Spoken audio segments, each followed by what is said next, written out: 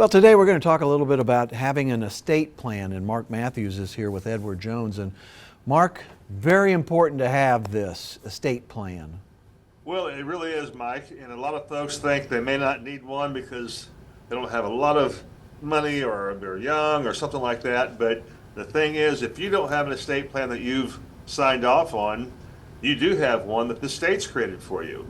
And most people would prefer to have an estate plan that they've had an input in or they have complete jurisdiction on versus just the state. And so, there's ways you can deal with that.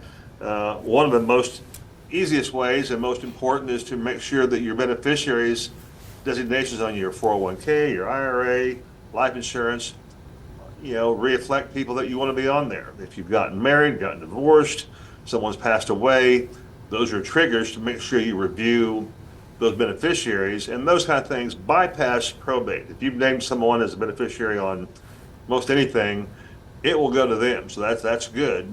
But if it's not the right person, that can be not so good. There's plenty of times where people might leave something to their ex that they didn't intend to because they didn't make that change. And a lot of people think that, if you have something like this, it's only for the wealthy people to have, and that's not true.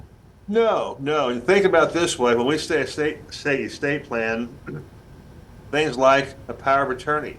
If you're incapacitated, you're living, but you can't speak for yourself, you need someone that can deal with your financial matters, a separate person, a separate document for your health care, someone that can make decisions on your behalf and not just leave it to the whims of whatever goes on in that regard. So you want to name people that can act on your behalf. Right. And really, it's never too early to do this, Mark. It's something that you should probably do as soon as you can. Well, if you've got a spouse, if you've got kids, you've got pets even, you're probably a candidate to have. It doesn't have to be volumes of documents, but most people, once they're past their youth, could stand to have an estate plan and revisit it every so often because things change. Your family gets bigger, all those things change over time, so you can't just do it once and let it sit there for decades. It needs to be reviewed, every several years or whenever something big goes on in your life. Mm-hmm. Now, Mark, how can they get a hold of you so that you can maybe help them through this? Yeah, so we would help them with their